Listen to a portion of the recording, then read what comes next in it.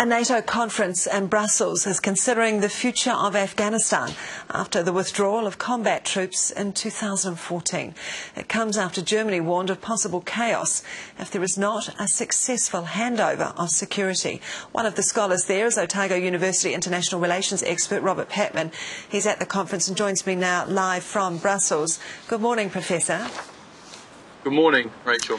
The conference is identifying the threats that Afghanistan will face from next year when the troops pull out. What has emerged as one of the greatest concerns? Well, there's been a number of concerns.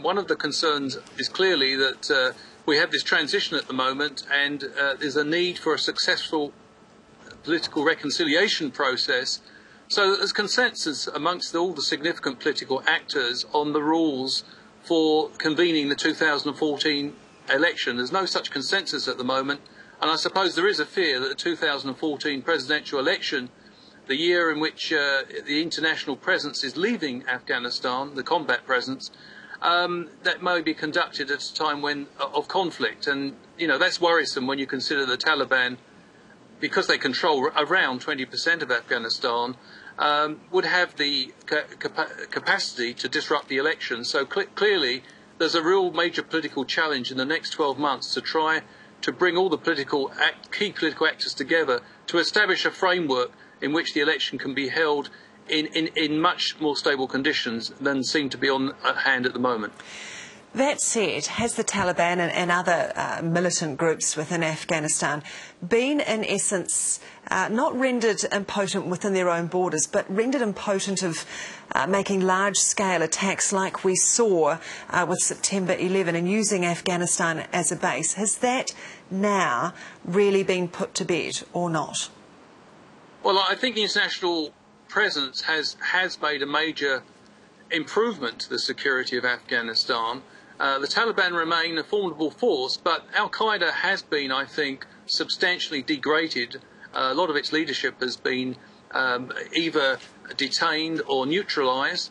And the other thing to notice is that Afghanistan is a very different country in 2013 than it was in 2001 when the Taliban left or were deposed after 9/11. So Afghanistan's undergone some major social changes. Women now in Afghanistan in the last decade have got their rights have been substantially extended in terms of jobs and employment, and in addition girls have much better access to education. I don't think there's any going back in this process. In short, the country's undergone a significant process of modernisation, and road networks have been put in place.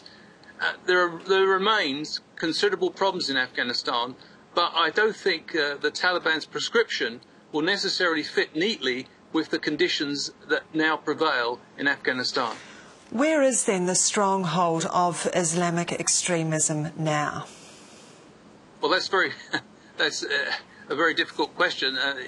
I'm not sure there's one stronghold. It is by definition transnational, and it's, as we've seen in Mali, we've seen in other parts of the world, Somalia, it has an international face or threat, and I don't think we should discount it. Acts of terrorism still occur in Afghanistan and indeed in neighbouring Pakistan. So I don't think we can just speak about one stronghold. It does remain a formidable but reduced threat in Afghanistan. Robert Patman, Professor of International Relations, appreciate your time this morning live for us out of Brussels this morning. Thanks, Rick.